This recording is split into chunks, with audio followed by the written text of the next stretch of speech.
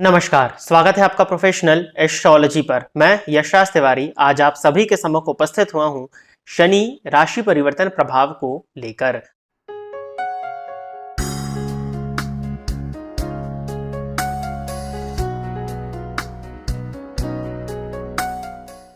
उनतीस मार्च 2025 के दिन रात में 11:01 पर शनिदेव अपनी वर्तमान मूल त्रिकोण राशि अर्थात कुंभ राशि को छोड़कर के देवगुरु बृहस्पति की साधारण राशि मीन राशि में प्रवेश करने जा रहे हैं।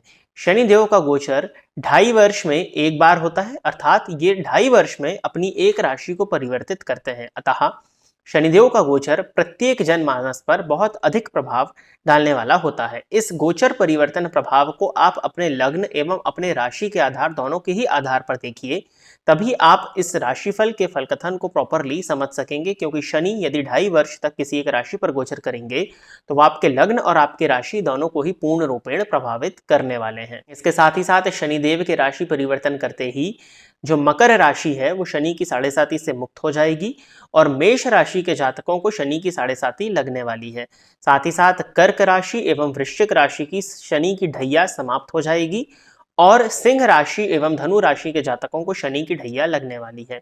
इसके साथ ही साथ तुला राशि के जातकों के लिए शनि की पनौती एंड हो जाएगी और वृश्चिक राशि के जातकों को शनि की पनौती लगने वाली है। जैसा कि आप सभी दर्शक बहुत लंबे समय से मेरे द्वारा बनाए गए राशिफल के वीडियोस को देख रहे हैं, तो आप सभी दर्शक इस बात को बहुत अच्छे से जानते हैं कि जो गोचर का प्रभाव होता है वो निर्भर करता है आपकी जन्म कुंडली की प्लैनेटरी पोजीशन और आपकी दशाओं पर। अर्थात गोचर मौसम की तरह होता है। यदि आपकी जन्म कुंडली में महादशाएं अच्छी चल रही हैं तो गोचर का प्रभाव यदि बहुत बुरा भी होता है तो आपको उसका इम्पैक्ट नहीं समझ में आता, और यदि आपकी जन्म कुंडली में दशाएं अच्छी नहीं चल रही है तो सामान्य बुरा फल देने वाला गोचर भी आपको कहीं ज्यादा बुरा फल देकर के चला जाता है। तो ये आपको अपनी जन्म कुंडली के आधार पर भी मिलान करके देख लेना चाहिए। बाकी नॉर्मली ये जो शनिदेव का राशि परिवर्तन है, क्योंकि ये 2.5 वर्ष तक एक ही राशि में रहने वाले हैं, तो ये इसका प्रभाव प्रत्येक जनमानस पर बड़ी मात्रा में देखने को मिलने वाला है। अब हम बिना विलंब किए प्रत्येक लग्न एवं प्रत्येक राशि के जातकों के लिए शनिदेव के गोचर परिवर्तन के विषय में चर्चा कर लेते हैं। साथ ही साथ इस वीडियो के अंत में हम इस विषय पर भी चर्चा करेंगे कि क्या उपाय आपको करना चाहिए, जिन उपायों को करके आप शनिदेव के गोचर को और बेहतरीन बना सकें और जो बुरे फल आपको प्राप्त हो रहे हैं उन फलों को कम कर सकें। यदि आप इस कार्यक्रम को देखते हैं और इस कार्यक्रम के माध्यम से आपका कुछ भी लाभ होता है तो आप इस वीडियो को लाइक करें, साथ ही साथ इस चैनल को सब्सक्राइब करें ताकि इन फ्यूचर जो भी कंटेंट मेरे द्वारा इस चैनल पर अपलोड किया जाता है उसका नोटिफिकेशन आपको मिलता रहे। आइए अब हम चर्चा प्रारंभ करते हैं राशियों के क्रम में। पहली राशि अर्थात मेष लग्न एवं मेष राशि के जातकों के लिए शनिदेव का राशि परिवर्तन प्रभाव क्या लेकर के आ रहा है। मेष राशि के जातकों के लिए शनि की 7.5 की प्रथम ढैया शुरू होने वाली है और आपके लिए ये गोचर आपकी लग्न कुंडली और आपकी चंद्र कुंडली के 12वें भाव में होने जा रहा है। जब भी शनि का गोचर 12th हाउस में होता है तो इसको शनि की 7.5 की प्रथम ढैया के रूप में जाना जाता है। अब आपके लिए यदि हम इसको समझें तो शनिदेव दशम भाव यानी कर्म भाव और लाभ भाव के स्वामी होकर के 12वें भाव में संचरण कर रहे हैं। दशमेश का 12वें भाव में जाना ये बहुत अच्छा नहीं माना जाता है। कहीं ना कहीं आपके साथ में कार्यक्षेत्र में परेशानियों का आना, कार्यक्षेत्र में अस्थिरता को प्रदर्शित करता है और आपके जो कार्य होंगे वो कुछ हद तक डिले हो जाएंगे। बॉस के साथ में आपके रिलेशंस खराब हो सकते हैं। वैसे तो शनि 12वें भाव में गुरु की राशि में संचरण कर रहे हैं और गुरु की राशि में बैठ करके शनि उस भाव की स्पेशल वृद्धि कर देते हैं। तो यदि आप मल्टीनेशनल कंपनी इत्यादि से जुड़े हुए हैं, देश विदेश से जुड़ करके यदि आप काम करते हैं, आप जिस जगह पर हैं वहां से दूर यदि आपका व्यापार या आपका करियर या आपका जॉब होता है तो ये गोचर आपके लिए अच्छा होगा और कोई बहुत ज़्यादा परेशानी आपको करियर के पॉइंट ऑफ व्यू से देखने में नहीं मिलेगी। आपको आपके पिता के स्वास्थ्य का ध्यान देने की जरूरत इस गोचर काल में होने वाली है। साथ ही साथ लाभ भाव के स्वामी बने हुए शनि जब 12वें भाव में संचरण करना प्रारंभ करेंगे तो लाभेश का 12वें भाव में जाना एक सामान्य तरह का राजयोग है। इसके कुछ नुकसान भी है कि आपके पास में जितना धन आता है वो जाने को पहले से तैयार खड़ा रहता है। इनकम जितनी होती है उसकी इक्विवेलेंट ही आपका धन का व्यय हो जाता है, यानी कि लाभेश का व्यय में जाना, जितना लाभ होगा उतना व्यय हो जाएगा। परंतु यदि आप अपने धन को, जो धन आपके पास आता है, उसको एफडी या आरडी इत्यादि में संचित करते हैं तो वो धन आपके पास में संचित हो जाएगा। साथ ही साथ लाभेश का 12वें भाव में जाना इस बात की गारंटी दे देता है कि धन आगमन आपके साथ में बना रहेगा। रीजन उसके पीछे ये है क्योंकि धन का व्यय होना है। शनि 12वें में बैठ के जो इनकम हो रही है उसका व्यय कराएंगे, तो व्यय तभी होगा जब लाभ होगा। तो ये आपके लिए एक सामान्य तरह का राजयोग है कि व्यय को आप अपना लीजिए, व्यय को लेकर के घबराइए नहीं।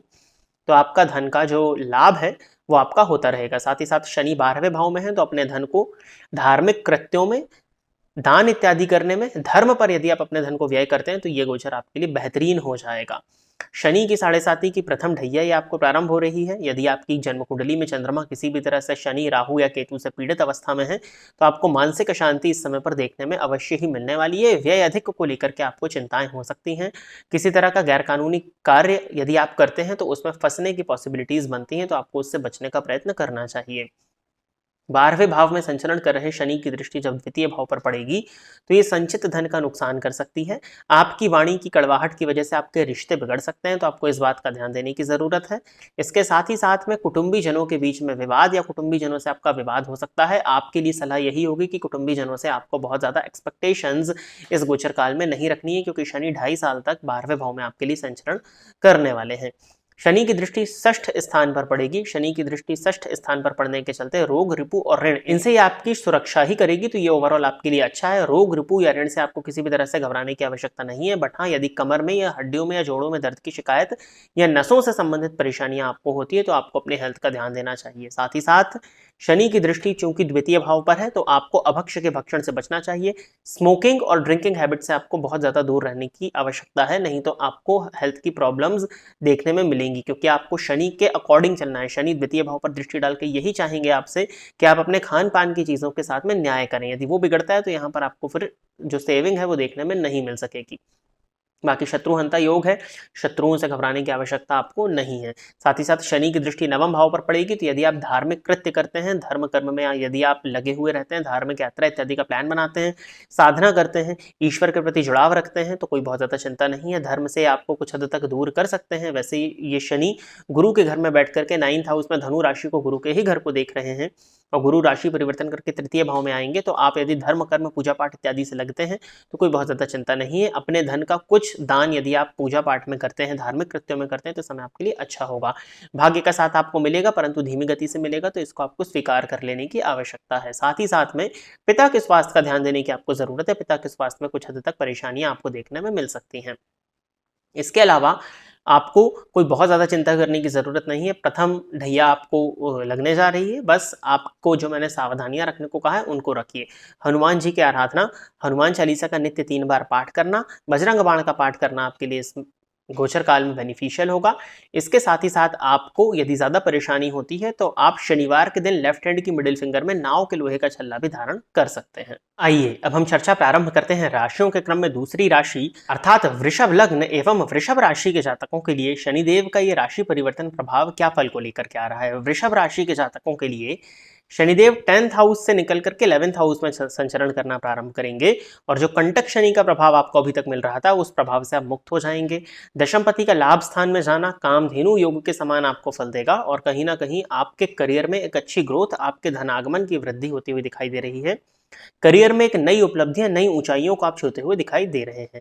भाग्येश और कर्मेश बन करके जब शनि 11th हाउस में संचरण करेंगे तो भाग्य भाव का स्वामी जिस भी भाव में संचरण करता है उस भाव से भाग्य को जोड़ देता है। तो 11th हाउस यानी कि आपकी इनकम का, आपकी इच्छाओं की पूर्ति का, आपके सोशल नेटवर्क का, आपके सोशल सर्कल का होता है। तो इन सब से, सोशल नेटवर्क और सोशल सर्कल से आपको फायदा देखने में मिलने वाला है। साथ ही साथ आपकी इच्छाओं की पूर्ति होने वाली है और तो और धन आगमन जो आपका रुक करके हो रहा था, धन आगमन की गति भी बढ़ती हुई दिखाई दे रही है, क्योंकि शनि 11th हाउस में बैठ करके आपके धन आगमन की गति को तेज बना देंगे, क्योंकि ये गुरु के घर में बैठ करके उस भाव की वृद्धि कर रहे हैं। बड़े भाई बहनों के साथ में कुछ हद तक संबंध में उतार चढ़ाव आपको देखने में मिल सकता है, बट उससे कोई बहुत ज्यादा घबराने की आवश्यकता आपको नहीं है। शनि की तीसरी दृष्टि आपके लग्न पर पड़ेगी। अब वृषभ लग्न एवं वृषभ राशि के जातकों के लिए भाग्येश की दृष्टि लग्न पर पड़ने के चलते आपको आपके भाग्य का साथ मिलेगा, आपकी धार्मिक वृत्ति भी जागृत होगी, लेकिन कुछ हद तक चीजें आपकी डिले हो सकती हैं। आपको महसूस हो सकता है कि धन आगमन के बाद भी आपकी लाइफ की चीजें थोड़ी सी स्लो चल रही हैं, बट स्लो चल रही हैं तो उससे कोई घबराने की आवश्यकता नहीं है, क्योंकि जो स्लोनेस है वही कहीं ना कहीं आपको स्थिरता और अडिगता प्रदान करने वाली है इस पूरे ही 2.5 वर्ष में।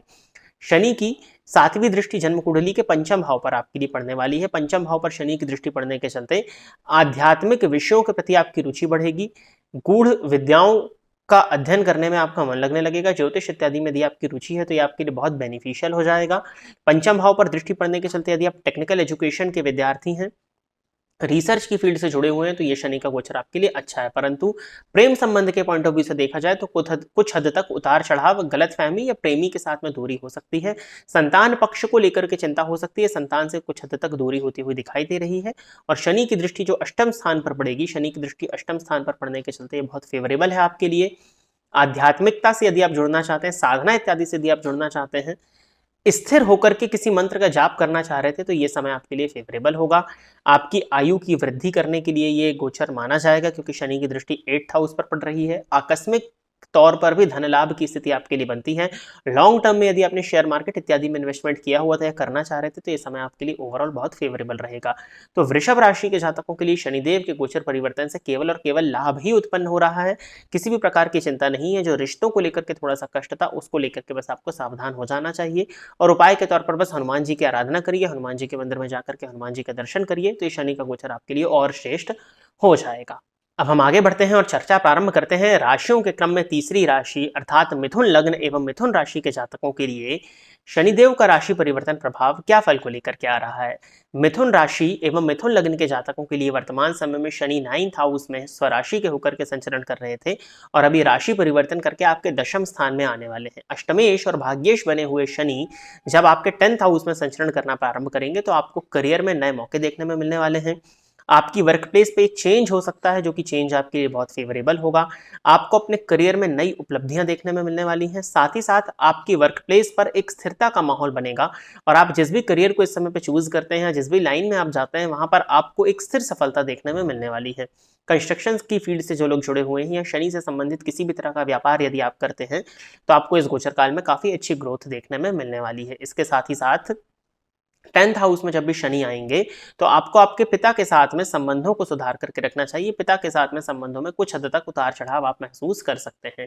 शनि की तीसरी दृष्टि आपकी गोचर कुंडली के 12वें भाव में होने वाली है और 12वें भाव पर जब शनि की दृष्टि पड़ेगी तो ये कुछ हद तक व्यय गलत मार्गों पर करा देती है, परंतु गुरु के घर में शनि बैठे हुए हैं तो किसी तरह का गलत व्यय होता हुआ तो मुझे नहीं दिखाई देता है, लेकिन फिर भी आपको अपने व्यय पर नियंत्रण लगा करके रखने का प्रयत्न करना चाहिए। और भाग्येश होकर के शनि 12वें स्थान पर देख रहे हैं तो यदि आप धार्मिक यात्रा इत्यादि करते हैं, धर्म कर्म दान पुण्य में यदि आप हिस्सा लेते हैं तो इस समय आपके लिए अच्छा होगा। यात्राओं से आपको लाभ देखने में मिलेगा यदि आप धर्म कर्म या दान पुण्य इत्यादि करते हैं इस समय पर। तो शनि की 7वीं दृष्टि 4th स्थान पर पड़ने के चलते भूमि और भवन स्पेशली मकान के लिए आपके लोगों को बना देगी। कोई प्लॉट आपने लेकर के रखा था, उस पर कंस्ट्रक्शन नहीं करा पा रहे थे तो कंस्ट्रक्शन होता हुआ दिखाई दे रहा है।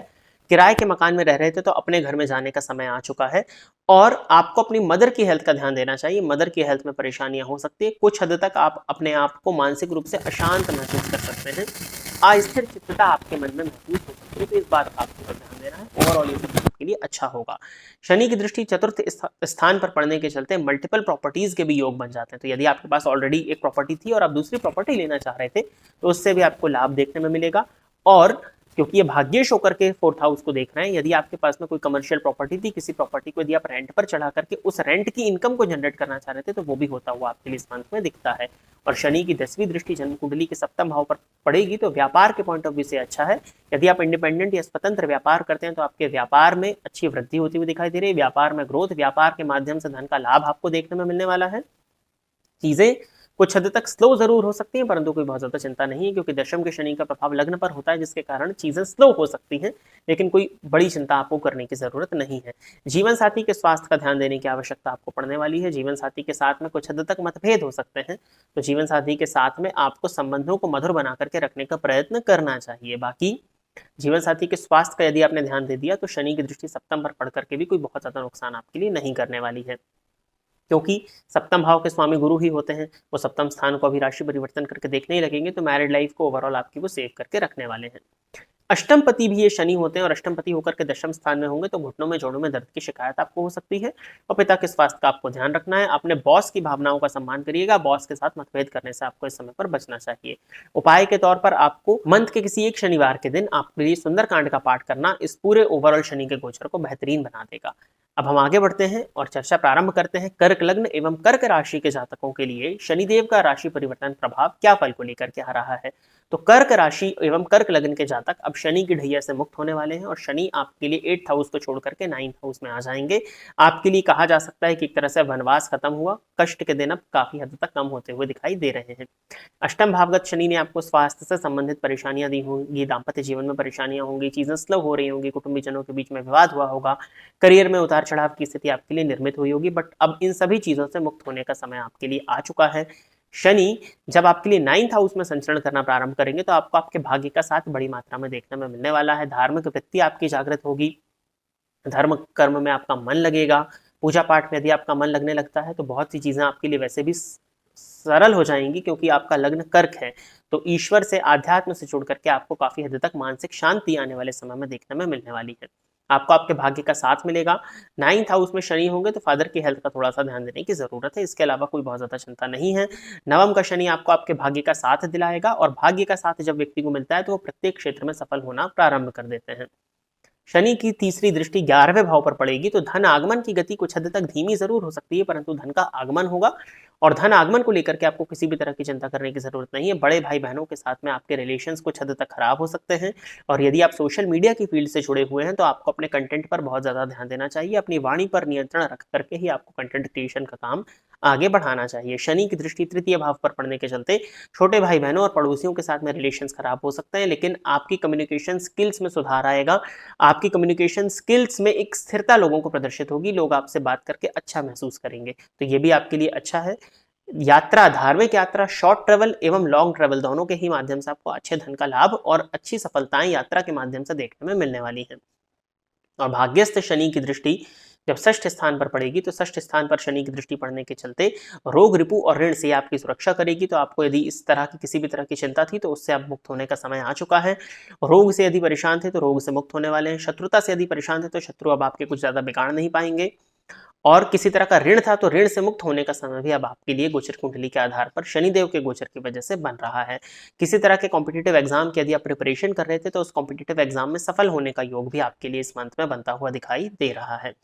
उपाय के तौर पर आपको हनुमान जी के मंदिर में जाकर के दर्शन करना चाहिए और हनुमान जी की 3 परिक्रमा करनी चाहिए। उसके बाद में वहीं पर बैठ कर के आपको हनुमान चालीसा और बजरंग बाण का एक एक पाठ कर लेना चाहिए। इस उपाय को आप हफ्ते के मंगलवार एवं शनिवार के दिन करें तो ये आपके लिए काफी ज्यादा बेनिफिशियल हो जाएगा। तो प्रिय दर्शकों, ये था विभिन्न लग्न एवं विभिन्न राशि के जातकों के लिए शनिदेव का राशि परिवर्तन प्रभाव। आशा करता हूं कि आप सभी लोग मेरे द्वारा बताए गए इस राशि परिवर्तन प्रभाव से संतुष्ट होंगे। यदि आप इस कार्यक्रम को देखते हैं और इस कार्यक्रम के माध्यम से आपका कुछ भी लाभ होता है तो आप इस वीडियो को लाइक करें, साथ ही साथ इस चैनल को सब्सक्राइब करें ताकि इन फ्यूचर जो भी कंटेंट मेरे द्वारा इस चैनल पर अपलोड किया जाता है उसका नोटिफिकेशन आपको मिलता रहे। यदि इस कार्यक्रम के माध्यम से आपका कुछ भी लाभ होता है तो आप इस वीडियो को ज्यादा से ज्यादा लोगों के साथ में शेयर करें ताकि और भी लोगों का लाभ हो और उसका माध्यम आप सभी दर्शक बने। आज के इस कार्यक्रम में बस इतना ही रखते हैं। नमस्कार।